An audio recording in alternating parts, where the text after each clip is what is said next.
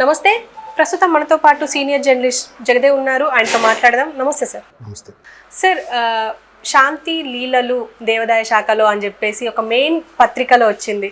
అది అందరం చదివేదే, ఎందుకంటే దాంట్లో అక్యురసీ ఉంటుంది అని చెప్పేసి అందరం ఎక్కువ అదే పేపర్ చదువుతాం. సో ఏమంటారు, మీరేమంటారు? అసలు ఎక్కువగా టార్గెట్ చేస్తున్నారనొచ్చా, లేకపోతే నిజంగానే జరుగుండొచ్చు అంటారా? ఎక్కువగా విజయసాయి రెడ్డిని బయట తీసుకురావాల్సిన పరిస్థితి అసలు ఏం జరుగుతుందంటారు? గత ప్రభుత్వంలో జరిగినవి అన్నీ కావు. అంటే ఇంకా మీరు చూస్తారు, ఇది ఆరంభం మాత్రమే. నేను అనుకోవడం తీగలాగితే డొంకంతా కదులుతుంది అని అంటారు కదా, అలాగే నిప్పులేందే పొగరాదు. ఒకటి పొగొచ్చేసింది ఆల్రెడీ, ఎక్కడో నిప్పు రాయితే రాజుకుని ఉంది. సో శాంతి అనే తీగ లాగుతుంటే డొంకంతా కూడా కదులుతుంది. ఎట్లాగా?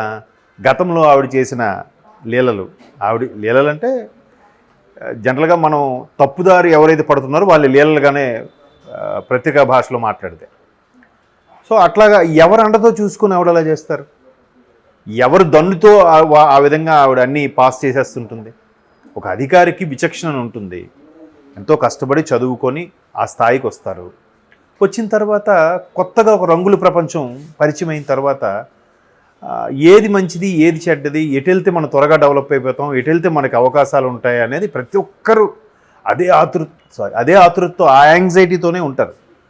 సో మేబీ ఈమెకి కొన్ని ఛానల్స్ టచ్ అయ్యి ఉంటాయి. టచ్ అయ్యి అంటే గత ప్రభుత్వంలో అవి సర్వసాధారణంగా కనిపించాయి.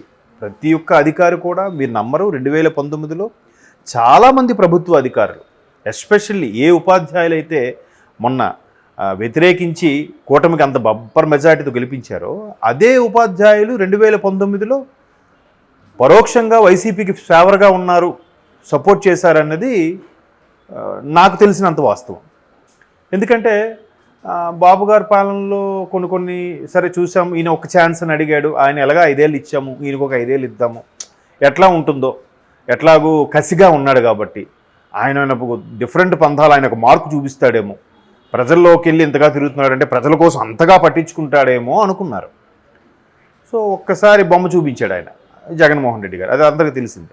సో అట్లాగే ప్రభుత్వ ఉద్యోగులు కూడా ఒక ఫేవర్గా ఉండి ఆ ఫేవర్ని వాళ్ళ చేతల్లో చూపించడానికి ప్రయత్నిస్తూ ఉంటారు ప్రభుత్వం. సో ఇక్కడ కూడా ఎప్పుడైతే వైసీపీ వచ్చిందో చాలా సంక్షేమ పథకాలకు సంబంధించి కలెక్టర్ ఆఫీస్ తాకట్టు, జిల్లా పరిషత్ తాకట్టు, ప్రభుత్వాలు చాలా ప్రభుత్వ రంగ సంస్థలను తాకట్టు పెట్టడం, డబ్బులు తీసుకురావడం ఎక్కడైనా ఉందాం ఇంతవరకు? ఇంతకుముందు ఇన్నేళ్లలో ఎప్పుడైనా ఉందా? ఆయన ప్రతి ఒక్క మొన్న క్యాన్వాసింగ్లో కూడా నాలాగా నా వల్ల ప్రతి కుటుంబము కానీ సంతోషంగా ఫీల్ అయ్యింటే నన్ను ఓటేయండి అని చెప్పాడు. అంతకుముందు చాలామంది చేశారు, వాళ్ళు ఎవరు అలా యాడ్లు వేసుకోలే, ఈయన మాత్రం అలా వేసుకున్నాడు యాడ్లు. దానికి కూడా ఇంతవరకు ఏ ముఖ్యమంత్రి కూడా అలా అనలేదు అంటే అలా ఎందుకంటారు? ఇదే ముఖ్యమంత్రి చంద్రబాబు నాయుడు నా వల్ల హైదరాబాద్ డెవలప్ అయింది, నా వల్ల సైబరాబాద్ సిటీ వచ్చిందని అంటే నేను అంటాడు, అన్నిటికీ నేనే అని అన్నారు. మరి ఇక్కడ జగన్మోహన్ రెడ్డికి నేను ఎందుకని అనలేదు? అదే మీడియా మరి ఎక్కడ కూడా అలాగే విమర్శించవచ్చు కదా. మీడియాలో కూడా రకాలు అయిపోయాయి, ఎల్లో మీడియా, మామూలు మీడియా, న్యూట్రల్గా ఉండే మీడియా, లేదా యాంటీ మీడియా. సో అట్లా దానివల్ల కూడా కొంత నమ్మకం పోతుంది జనాలకి. అయితే ఇక్కడ ఈ అధికారులందరూ ఏం చేస్తున్నారంటే ఎక్కడ ఛాన్స్ ఉంది, మనం ఫేవర్గా ఉంటే మనకు బెనిఫిట్గా ఉంటుంది. ఎప్పుడైతే ఈ వైసీపీ వాళ్ళు ఒక్కొక్కటికి ఈ ల్యాండ్ యాక్ట్ కానీ, లేదంటే అంతకుముందు ల్యాండ్ యాక్ట్ పెట్టకముందే ఏవేవి లాగాలో ఏవేవి చేయాలో చాలా రకాలుగా ప్రయత్నాలు చేసేసారు. ఇప్పుడు అవన్నీ మాట్లాడుకుంటే ఈ రోజు సరిపోదు. సో మొత్తం మీద అలాగుండే వాళ్ళకి ఇట్లా ఎవరైతే లీలలు చేయాలనుకుంటారో వాళ్ళకి మంచి వాళ్ళుగా అనిపిస్తారు కదా. సరైనోడు దొరికాడరా మా మంత్రి, లేదా సరైనోడు దొరికాడు మా నాయకుడు. సార్ ఏంటి సార్ అంటే మన వాళ్ళు ఉన్నారమ్మా, అక్కడ పలానా దేవాలయం సంబంధించి షాపులకి లీజులు ఇవ్వండి, లేదా టెండర్ వేయాలి, ఏ షాపుకి ఎంతకి ఇవ్వాలి, అవన్నీ ఉంటాయి. లేదంటే ఒక కమిటీ పెట్టుకోవాలి, లేదా పాలక సభ్యులు ఉంటారు దేవాదాయ శాఖకు సంబంధించి. ఆ పాలక సభ్యులు ఉన్నప్పుడు అక్కడ షాపులు ఉన్న వాళ్ళకి పాలక సభ్యులుగా ఇవ్వకూడదట. సో షాపులు ఉన్న వాళ్ళకే పాలక సభ్యులుగా ఇవ్వడం, వైసీపీ నేతలకే ఆ షాపులు ఇవ్వడం, లేదా వైసీపీ నేతలు కార్యకర్తలు చెప్పిన వాళ్ళకే అవి కేటాయించడం. ఇంకా అన్నీ జెన్యున్గా అది చెప్పినట్టు చేసుకుంటూ వెళ్ళిపోతే పోలీసులకు చెప్పినా రెస్పాన్స్ లేదు. ఎందుకు? వాళ్ళు ఏం చేయలేరు. పై అధికారి కలెక్టర్ అన్నోడు, లేదా పైన ఆ సుపీరియర్ అన్నోడు సివిల్ సర్వెంటో అడ్మినిస్ట్రేషనో ఒక పోలీసు బాసో వాళ్ళు ప్రభుత్వానికి ఫేవర్గా ఉన్నప్పుడు కింద స్థాయిలో సిన్సియర్గా ఏం చేయగలరు? నువ్వేం పట్టించుకోవా, వాళ్ళకి వదిలేసే వాళ్ళు చూసుకుంటారు అన్నాడు అనుకోండి, కింద స్థాయి సరే సిఐ ఎస్ఐలు ఏం చేయలేరు. సో అట్లాగే ఈవిడ అవకాశం ఉన్న వాళ్ళకి లేని వాళ్ళకి అన్న వాళ్ళకి ఇచ్చేసింది. ఎందుకు ఈమె కూడా ఊరికి ఎందుకు ఇస్తుంది? మేడం మేడం మీ గిఫ్ట్ పంపిస్తున్నాను చూడండి, మన వాళ్ళు కొద్దిగా వస్తారు, అది ఓకే చేసేయండి అంటే ఓకే, ఎగ్జాంపుల్ చెప్తున్నా. సో అట్లా ఫేవర్గా ఉండుంటారు. ఆ ఫేవర్గా ఉన్నప్పుడు రాజకీయ నాయకులతో ఎట్లాగూ సత్సంబంధాలు ఉంటాయి. లేదు నాకు సంబంధం లేదు నేను స్ట్రిక్ట్గా ఉంటానంటే అక్కడ ఉండరు, ట్రాన్స్ఫర్ అయిపోతారు, లేదా ఇంకేమైనా జరగచ్చు. ఇవాళ రేపు అంటే గత చరిత్రలో చూసుకుంటే స్ట్రిక్ట్గా ఉండే ఆఫీసర్ని పైకి పంపించేసే సందర్భాలు కూడా ఉన్నాయి.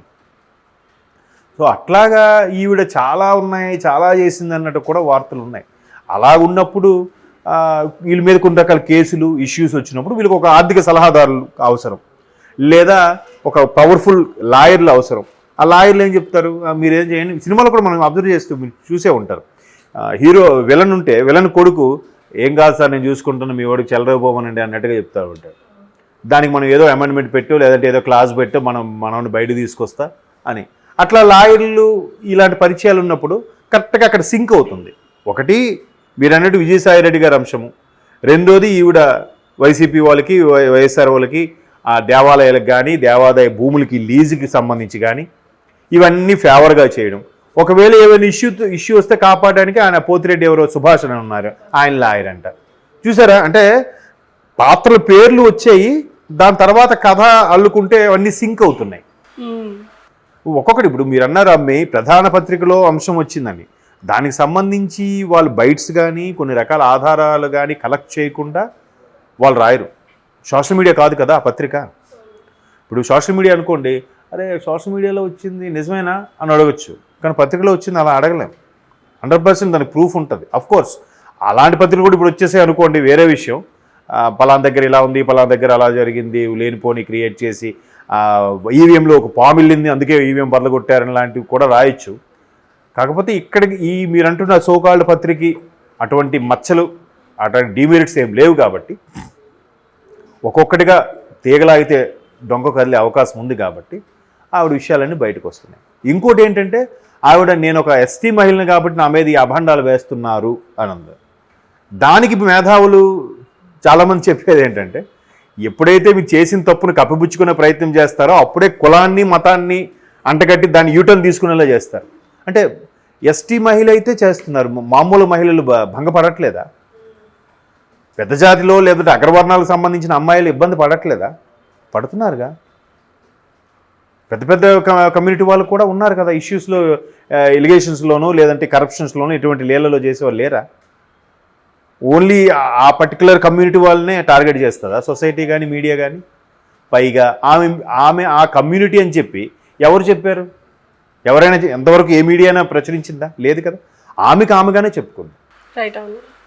సో ఆయన కూడా విజయసాయి రెడ్డి గారు కూడా సందర్భంలో ఒక ఎస్టీకి సంబంధించిన అమ్మాయిని ఇలా చేస్తున్నారు, మీ వాళ్ళకి చేస్తే ఇలాగా మీరు ఊరుకుంటారా అంటున్నారు. అంటే అక్కడ కూడా ఆయన మళ్ళీ కమ్యూనిటీ పేరెత్తి అసలు రాజకీయాలు ఇలాంటి విషయాలన్నీ కూడా సామాజిక అంశాలు లేవనెత్తి మీలో మీరు కొట్టుకు చావండ్రా అన్నట్టుగా మాట్లాడుతున్నారు ప్రతి ఒక్కరు.